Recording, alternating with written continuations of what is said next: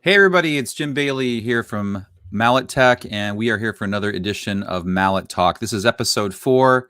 We have interesting and insightful discussions with industry leaders, and today is a special treat. Before we get started, I ask if you haven't already, go ahead and subscribe to the channel and hit that notification bell so that you get notified every time we go live with a new guest. Today, a real special treat, a fantastic musician with a really interesting story. I'd like to welcome Mr. Warren Wolf. Warren, how you doing, man? Good, man. How you doing? Everything is good? I'm doing great. I'm doing great. How's the weather in Baltimore? Is it like 1,000 degrees and It's definitely hot today. It's about 98 degrees.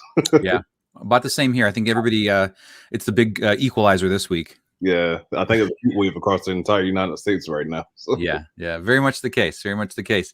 Yeah. So let's get into it here. You have a really kind of a really long, interesting patchwork of experiences and things that you've done, people you've studied with, and I'd love to dig right into it. Let's start here. Can you tell us a little bit about just kind of the humble beginnings of Warren Wolf as a young musician? Set that up for us.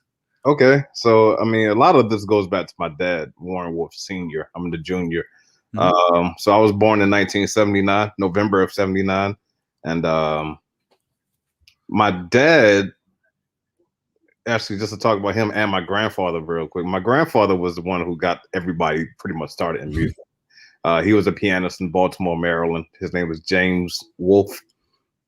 My grandfather had 11 kids. There was 6 boys and 5 girls. And out of all of them, I think one of my aunts played keyboards, but my dad came along and he played. He wanted to learn how to play as well. His mother, uncles, and aunts deal with singing and bass and things like that. But I guess just following the story correctly, my dad was once he finished high school, somewhere around 68, 67, 68, he wanted to go to he went straight to the Marines. He was a Vietnam veteran. Wow. So he spent 2 years in Vietnam. Came home, and all of this stuff is important why I'm saying it. So he came home after 2 years. He had married my mom, had two kids, which is my 2 older sisters. Then he, like a lot of men, he was like, I want a boy. So I came along in 1979. So during this time, my dad actually got I think his degrees in history. So he taught in Baltimore City Public Schools, teaching United States and world history for about 25 to 30 years. But on the side, he loved music. I guess, just hearing like his dad play, with the guys in the basement when he was a young kid. So, like a true historian, my dad never had a lesson when it came to playing instruments. And, randomly he decided to buy a vibraphone. Most people, when they decide to play instruments, they're probably going to play trumpet or saxophone or something like that, piano. But my dad, he decided to purchase a vibraphone. He was a big lover of hand percussion, like congas and bongos and things like that. And he also loved piano as well. So he bought a Vibe. I came along in 1979, and that was pretty much it. My dad, my dad, he wanted me to have a future, a positive future in life. It's funny when I tell a lot of people, when people ask me sometimes, they say, Warren, what did you want to do? Did you really want to be a musician? And I was like, no. I've 2 of the things that I want to do. Number 2, I want to be a firefighter. Number 1, I wanted to work for NASA. I really want to, there's still something about looking outside at nighttime and you see stars. It was just something about that as a kid that I wanted to do. But because I grew up in a very rough part of Baltimore City, and I've seen a lot of things that I don't have to talk about that here. But my dad wanted me to have like a certain career path and stay on the straight and narrow, like a lot of my friends were not doing. And at the young age of 3, he started giving me lessons. So yeah, that's interesting. First and foremost, the fact that he purchased a vibraphone is so fortuitous. Of like, his kids not only going to grow up playing the instrument, but being one of being one of the greats, which is really incredible. Yeah. I always love hearing the stories about like musical families. You know, we had Valerie Naranjo on here a few months ago, I think 2 months ago. Same kind of thing, like just surrounded by music from the very, very get go, and that's it's a really special situation because I'm sure as an adult now, you realize that not even some of your favorite musicians and favorite colleagues don't necessarily grow up in a household filled with so much music. Definitely not. You You know, know? it's just, you know, as much as they played music around the house, but you know, I never thought this would be what I would do. You know what I mean? Yeah.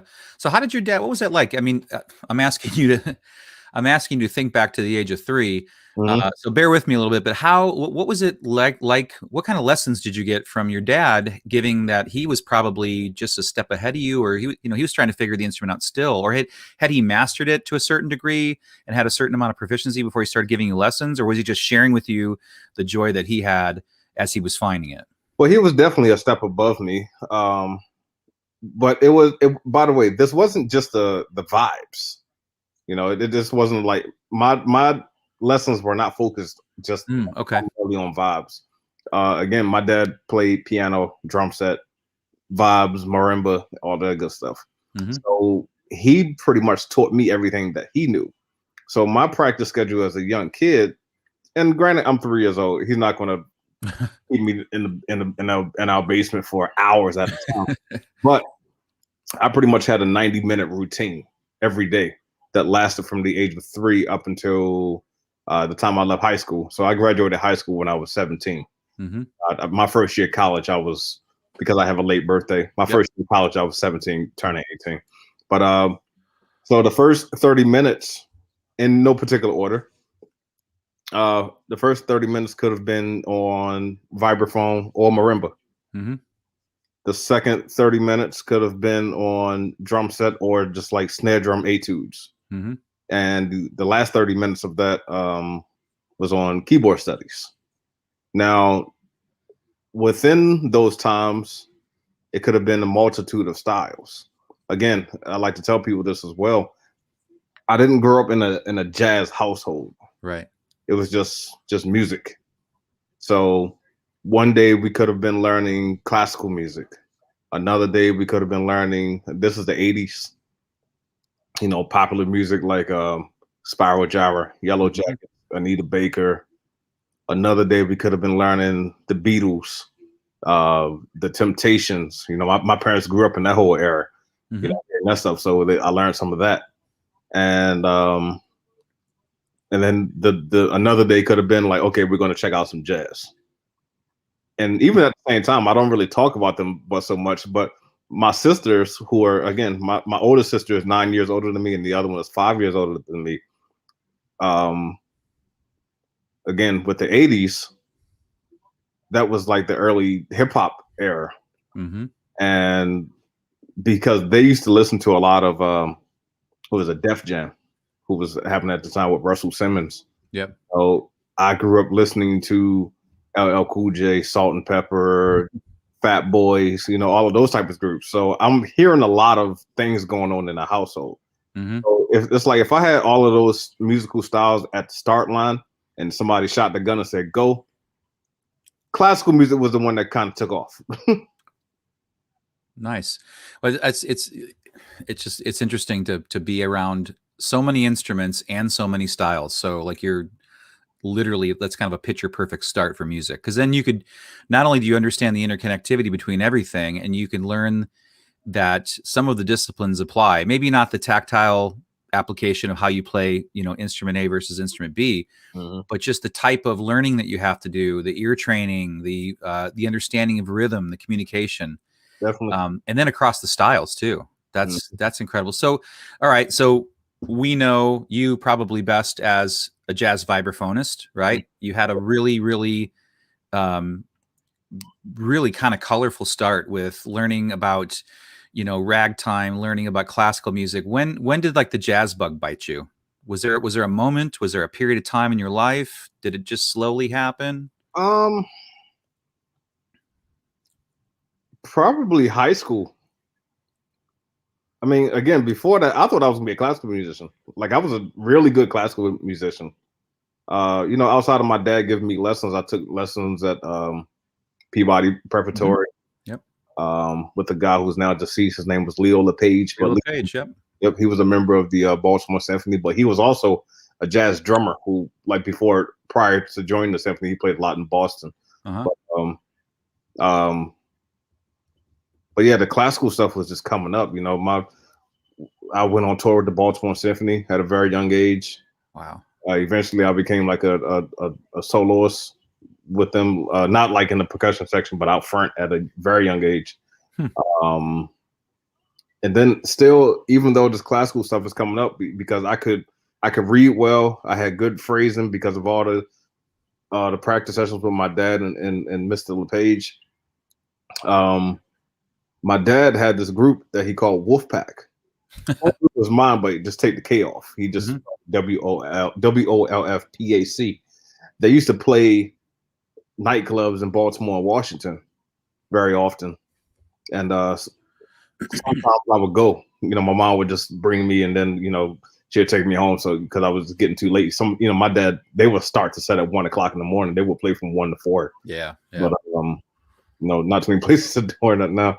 But I used to hear them playing all that type of stuff, but I didn't understand it. I didn't understand what was going on. I know it felt good. That was the early lesson right there. The music felt good, but I had no idea what was going on. So eventually my dad started to teach me some of those type of songs. Again, this is more or less like Hubert Laws and, again, Yellow Jackets, Spiral Gyra, music like that. I would play the melodies, but I had no idea like what improv was. So, I'm just like, let me stick in the classical bag. This is much easier. I can just read the notes and learn how to phrase and things like that. So, I think around this time, I was in middle school. That's kind of like when the bug started right there. So I have perfect pitch, but I didn't know it in middle school. I just know that I had the ability to hear things and play it right back. Right. So my 7th or 8th grade year, this is 1991 or 1992. I remember playing tunes off of the radio during, like, I was playing keyboard in the school band. I remember like when they said it was a keyboard solo, I had no idea like how to play over chord changes and things like that. So I would just take the most popular song at the time that was on the radio and play that song during the keyboard solo. It had nothing to do with the song, but I would just play it anyway. And did the changes work? No, not at all. Not at all. I mean, like I said, the tune I was playing had nothing to do with the original tune that the band was playing. But my classmates loved it. They got up and started dancing and everything. Applause, and I was like, wait, I was like, if my classmates love it, I wonder what can happen if I take it serious. Or maybe you were experimenting with polytonality. We'll just go with that. Well, that could be the case too.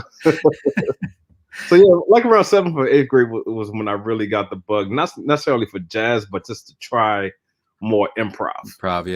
Yeah. Was there anything that you listened to about, like, once you knew, okay, listen, I love improvisation? Was there somebody that you started to really kind of zero in on to understand it better, just to get ideas, to get inspiration?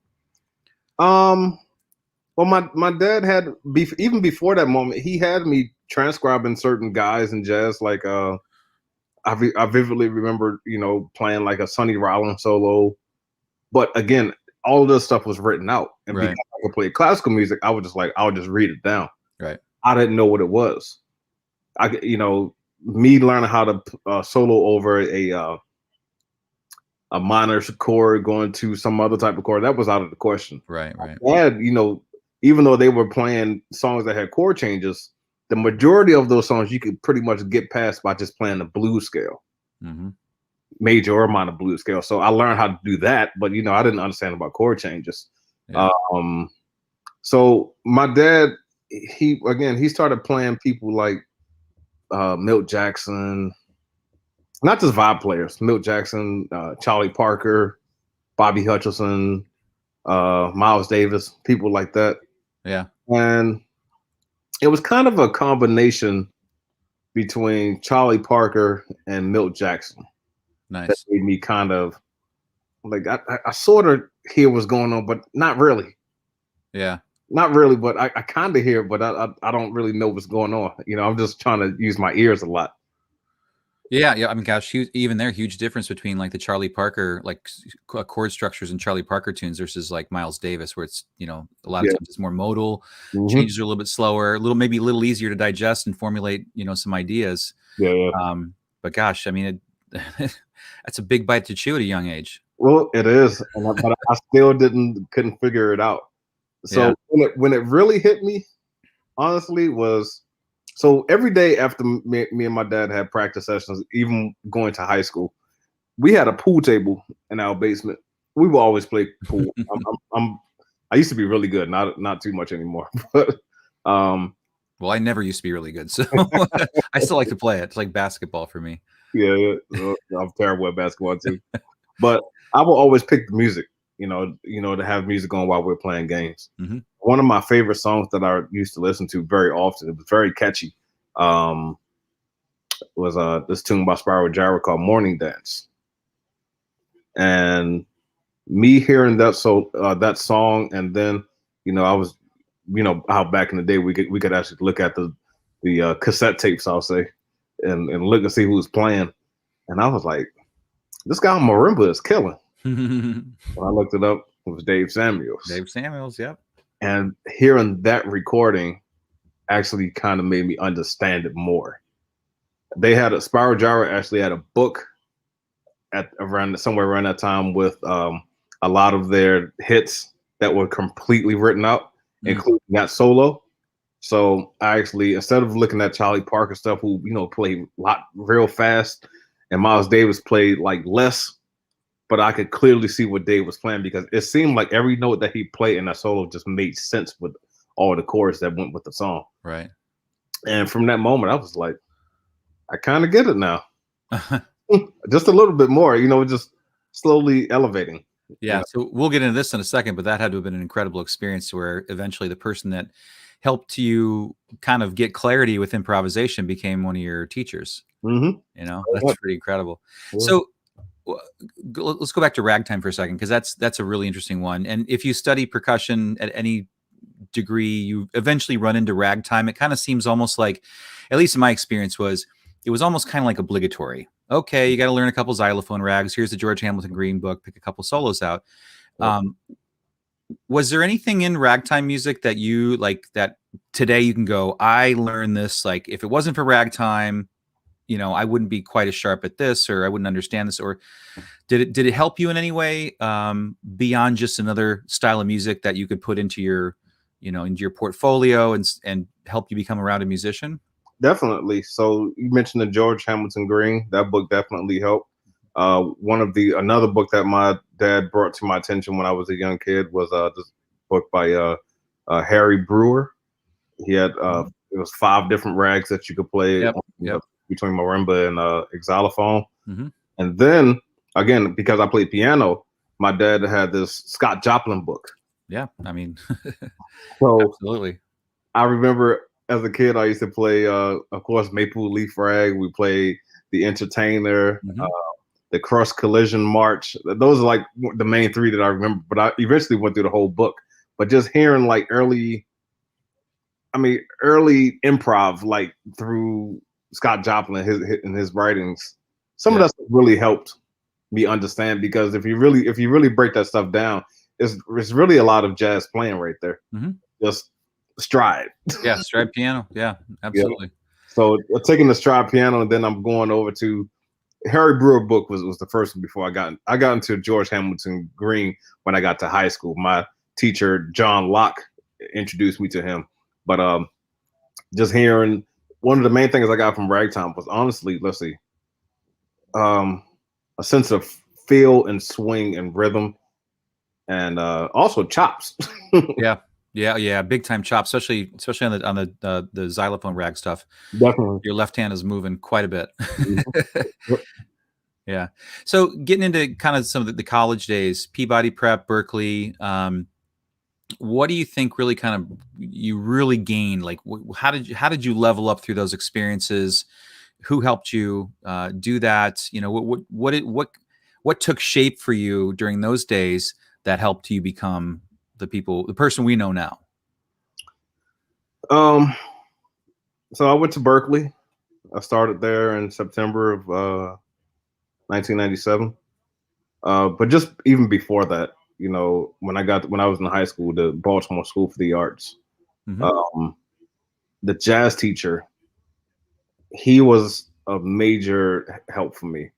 Um, Again, I mean, even going back to middle school, when I got that reaction from my classmates, I was like, all right, let's do it for real.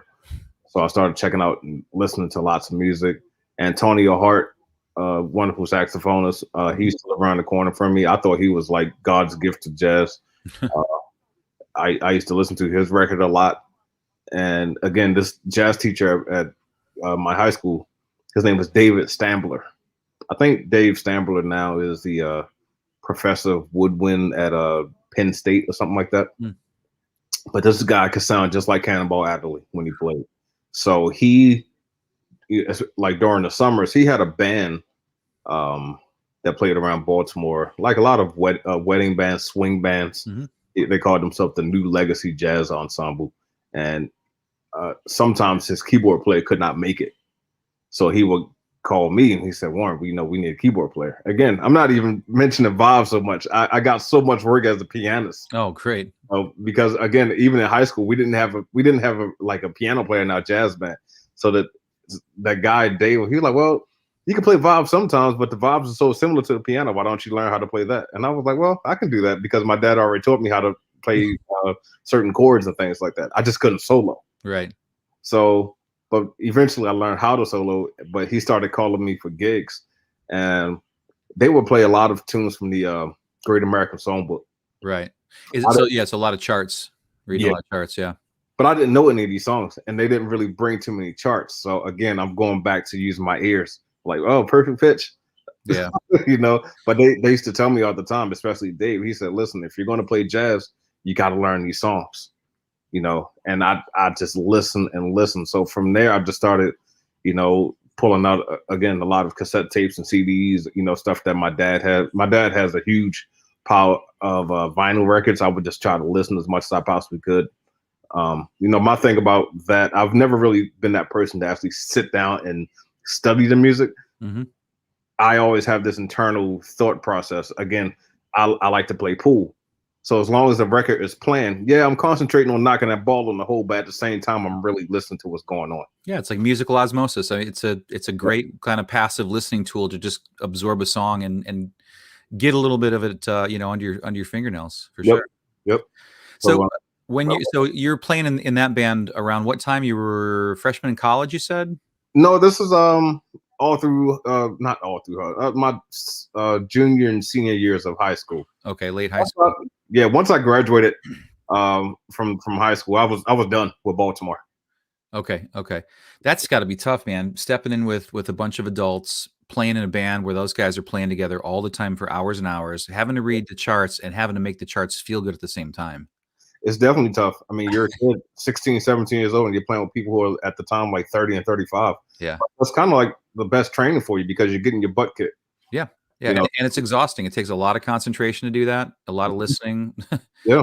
But they believe in me, and I really appreciate that because, I know how it is now. Like when I was 35, I'm just like, I don't know about this kid. But sometimes you hear certain people and you realize that they have talent regardless if they don't know all the material. You stick with them and be like, you're going to grow because I can see that you're dedicated about learning this. You sound good enough to the point where you can get through the gig. We'll continue to use you. And I always appreciate Dave Stambler for that. Yeah, man. I bless those guys for giving you the opportunity and having the patience to know that it's not going to be perfect, but it's gonna be good for you. It's gonna be good for them. I grew up right around the corner from a music store, and there's this guy. I wish I could find him and just thank him because he owned a shop that had about 4 drum sets. It was a little tiny store, and I would go in there every day and just be a little nuisance on the drums. And he was cool. His only rule was, as long as I'm not talking to customer, do it, go at it. Yeah. And I just think now, like as an adult, if I owned a music shop and some kid came in, would I have the same patience for him? So that's really, really cool that you were able to be surrounded with people that had that kind of understanding, and knew how to nurture you. And so you know, needless to say, that experience in high school probably paid off in dividends when you got into college and probably started gigging a lot more. You know, as you're getting more active, you're getting more serious gigs. You're trying to probably get on your own 2 feet a little bit.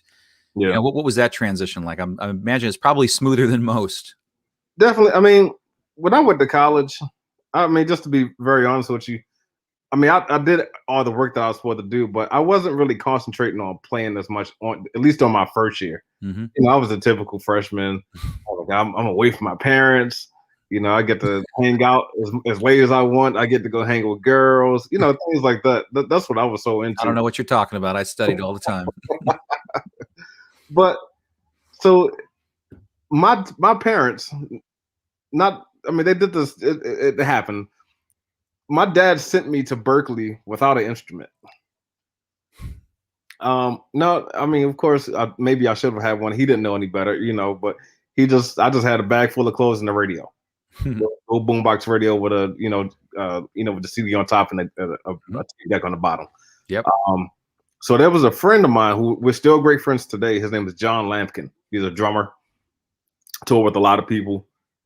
He was living in Boston at the time. I think he was like 23. I was 17. He was 22, 23. And he used to play at this local club up there called Wally's Cafe.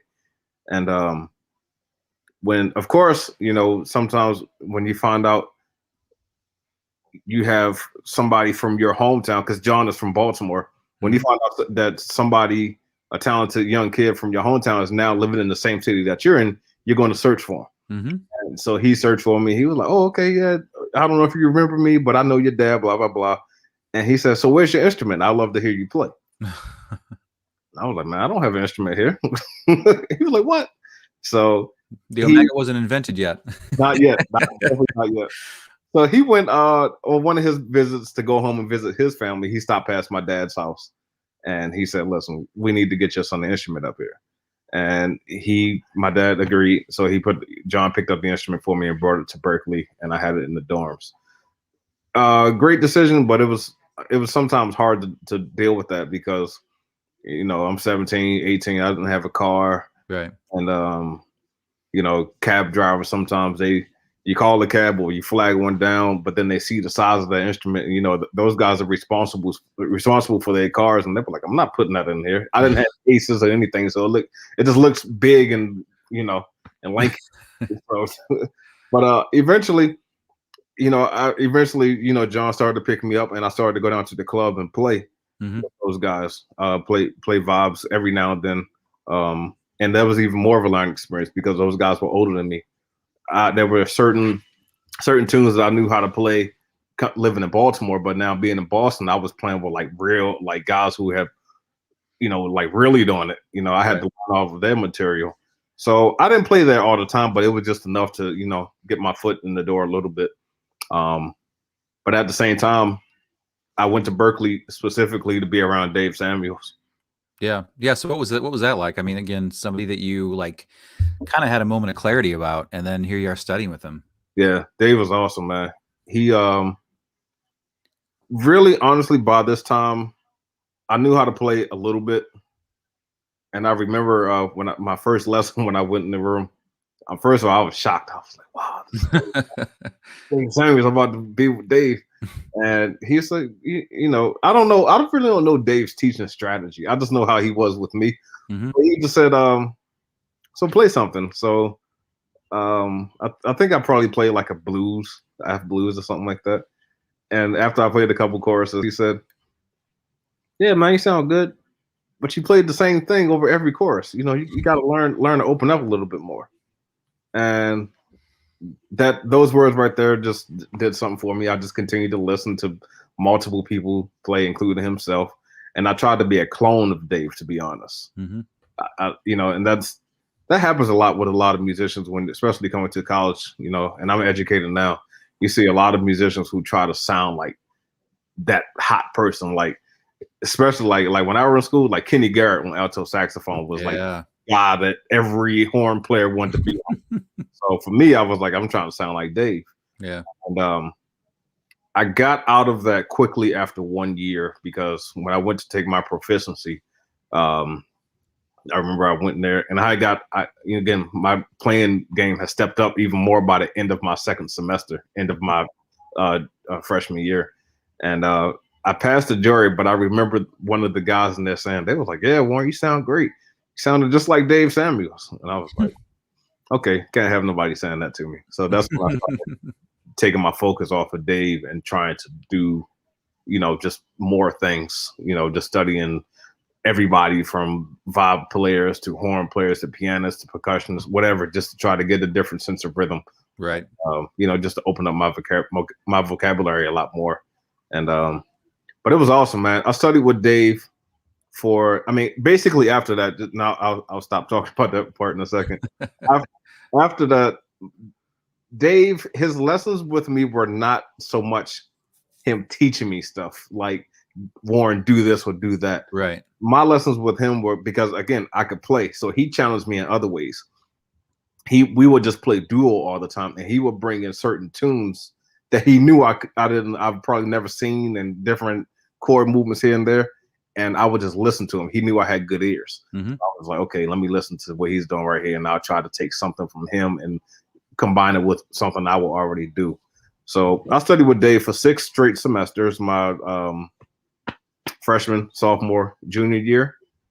For my 7th semester, I wanted to try something different just to see if I could pull something from somebody else. So I went to vibraphonist Ed Sandin for 1 semester. Mm-hmm. Ed is a great player, love him to death, great pianist as well, but he wasn't for me. I just didn't have that connection that I felt that I had, with Dave. So for my last semester at Berkeley, I went back to Dave, and once I graduated, that was it. Yeah.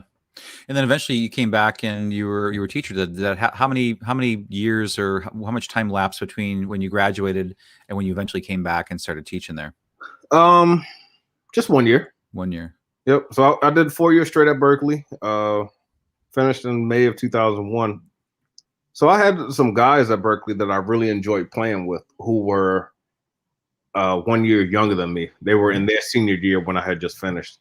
And I was learning so much playing with them. Yeah. And, also at the time I was playing a lot more drums as well.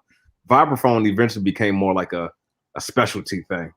I was the head drummer at Wiley's Cafe for 2 years, every Friday and Saturday night playing jazz night. And on Thursday nights, I also had a gig at this place called the Wonder Bar playing piano. And I did that for about 2 years. So again, and the vibes, again, I brought that out for special moments. Say, like, if I had a drummer in town that I wanted to play with, I'm like, all right, cool. You can play the club this weekend. I'll get the vibes. And besides that, it was more like, playing a lot of wedding gigs, bar mitzvahs, restaurants, because the vibes are so quiet. Right. It could work in those settings. So Yeah. I was working quite a bit. So what happened, how did I end up at Berkeley? This is going into 2002.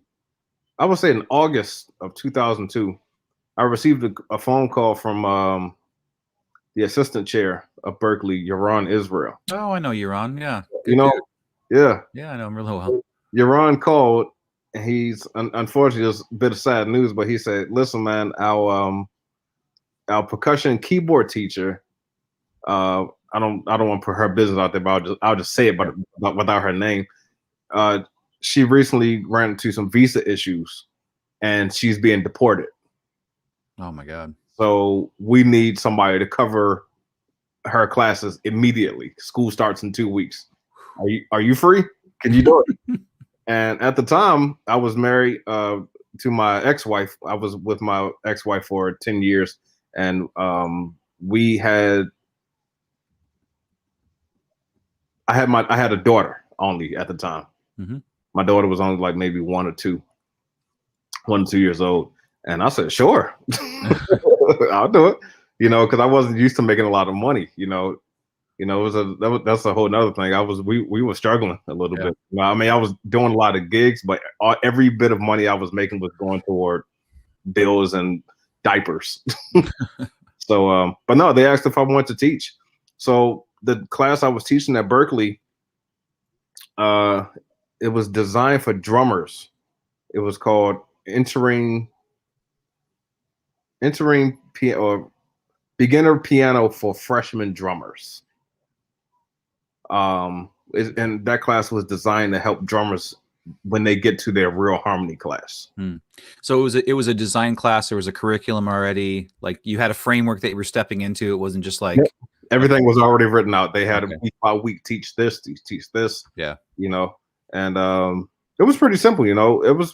I had about 15 classes of that per week, and since I was there, and again my drum game and vibes and piano was already happening, like because I was gigging so much. Berkeley also said, well, you can teach some private lessons on vibes and drums if you like. So I did that, but the only problem with that, I was part-time. Like, since it's an entering class for freshman drummers, most freshman drummers are coming in the fall. Right. So my fall hours were always looking great. And then in the spring, the class was still offered, but it's not a lot of freshman drummers coming in the spring, so the hours dropped. Right. But I got through that first year, and again, since I had a daughter, and I think my son was just born around this time, I decided to go ahead and teach during the summer. There's really not any freshman drummers coming in the summer too much, so the hours got lower. But I knew the fall was going to come back around where the hours would just go back up like crazy. But because I had 2 kids, I made, I had to be prepared. So that's when I started talking to, a few of the chairs in different departments. And I said, hey, listen, my hours are great for the fall. Is it possible if you guys can probably slide me, say 3 ensembles for the spring? 3 ensembles, which were 2 hours each at the time, which would have given me six additional hours. But they didn't have any space. So I made the decision during that fall, which is technically the end of year 2, to leave Berkeley. And that's when I moved back to Baltimore. Right. So back in Baltimore, you're starting to get more gigs. You're starting to establish your thing back in your hometown. Not yet. No?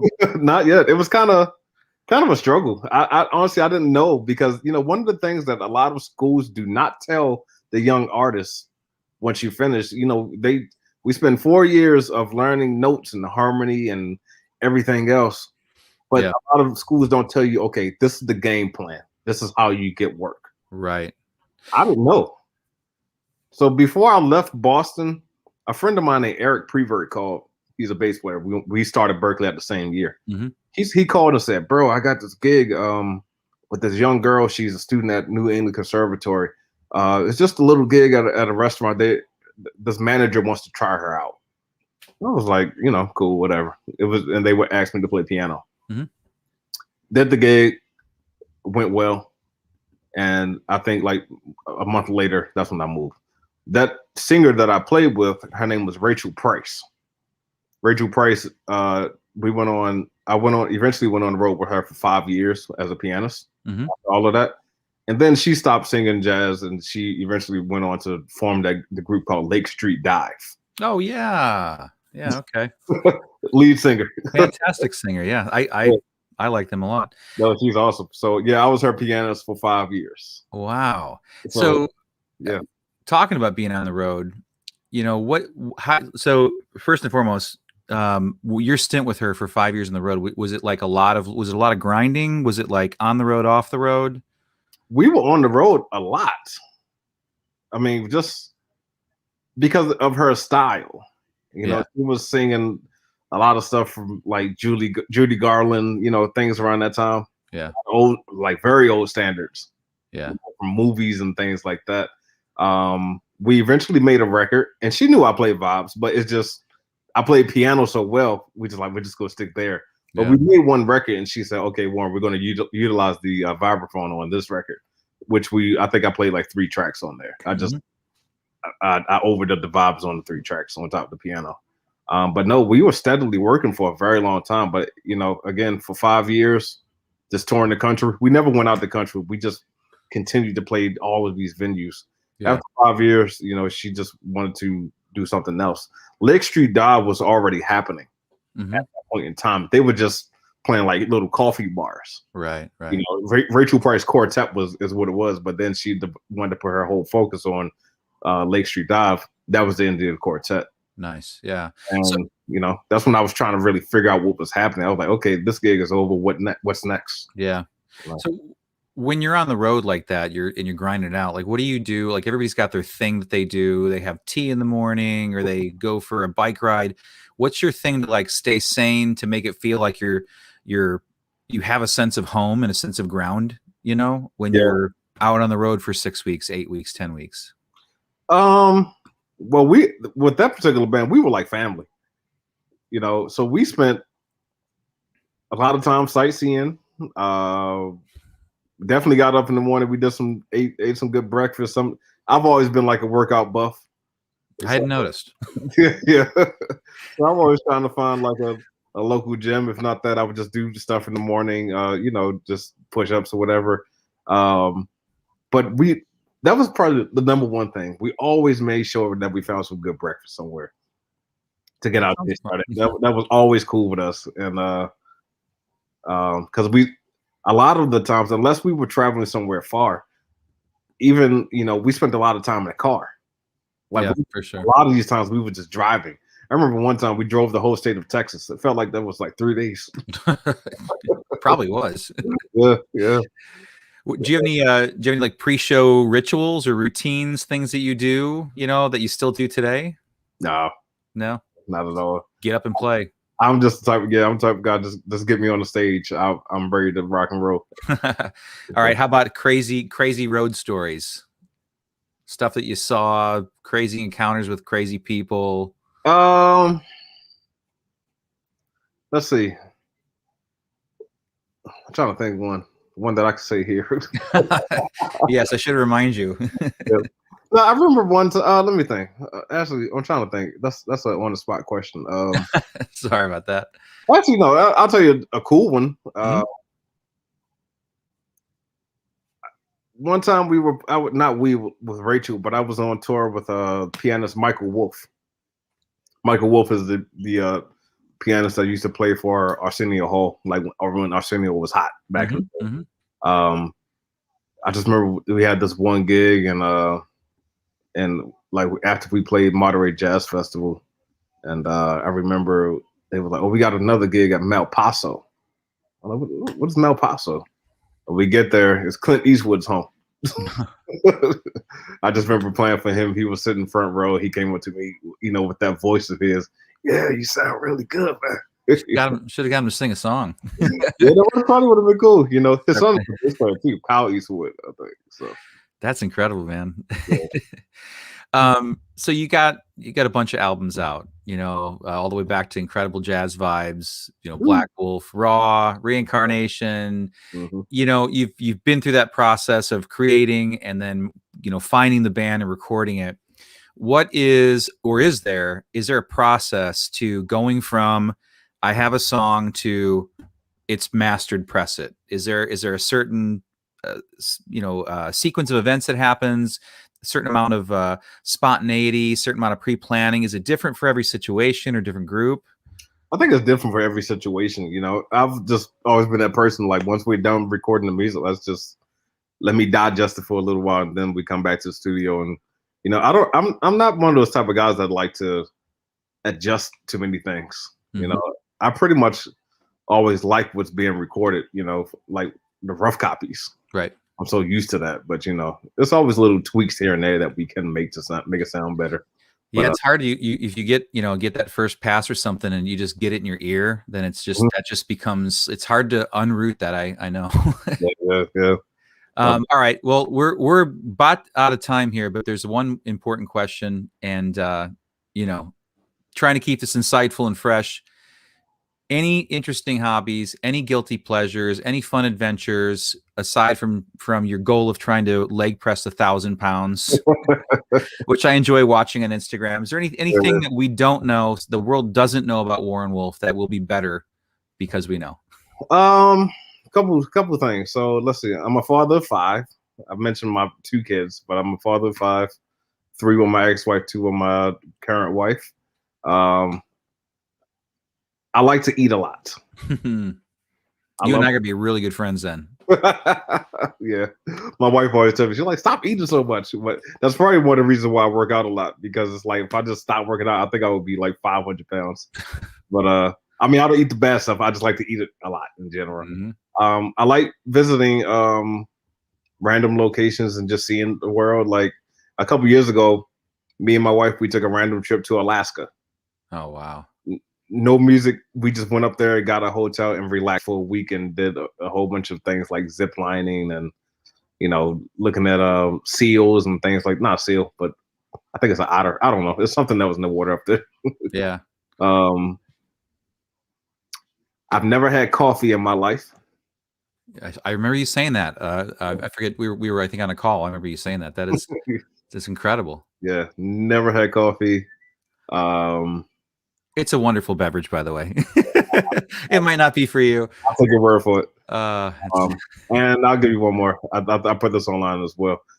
Grilled cheese sandwiches. I know a lot of friends who love that. My kids love it. I can't stand it. Really? Wow. Yeah, my kids will ask me, Dad, can you make us a grilled cheese? And I'm like, no, ask your mother. I think I just thought the entire human race was just predisposed to love grilled cheeses. No. I feel you on the travel thing. I was in Vegas. I was in Vegas for business, and I had like a whole day to myself.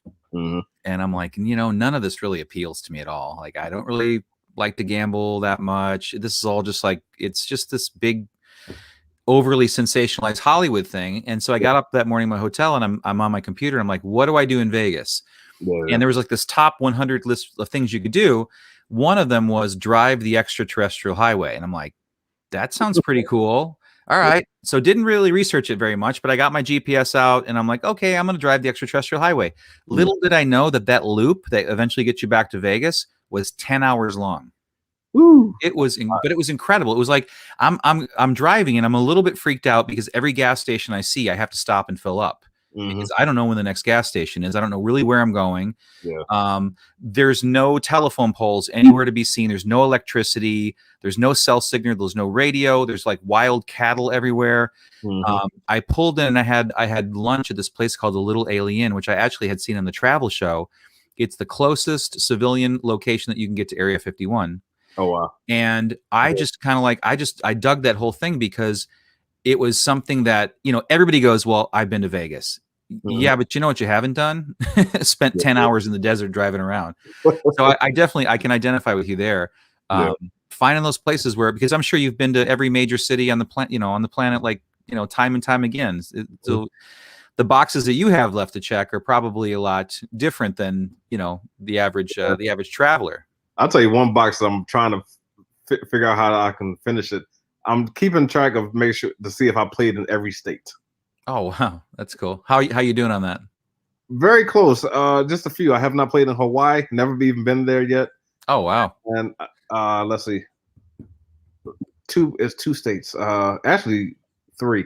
I've never played in either of the Dakotas, North and South Dakota, and I've been to Alabama. I've never played in Mississippi. Well, we're going to have Vibe Masters Week 2022 in Oahu, I think. That would be awesome. That would be awesome. All right, Warren. Listen, I really appreciate you hanging with me, man, and sharing your story, letting us discuss, letting people listen in. Wish you the best the rest of this year. Seems like things are starting to pick up, and I think you got any plans to get on the road this year? Yeah, I got some things coming up. I think starting September, everything will really like start to skyrocket again. Good. I think everybody I'm talking to is feeling optimistic about the fall. So let's just keep our fingers crossed and definitely cheer you on as you make your way to 1,000 pounds in the leg press. Thanks so much, bud. All righty, guys. Thank you for another episode of MalleTALK. Warren, thank you very much for being such an awesome guest. Take care. See you guys.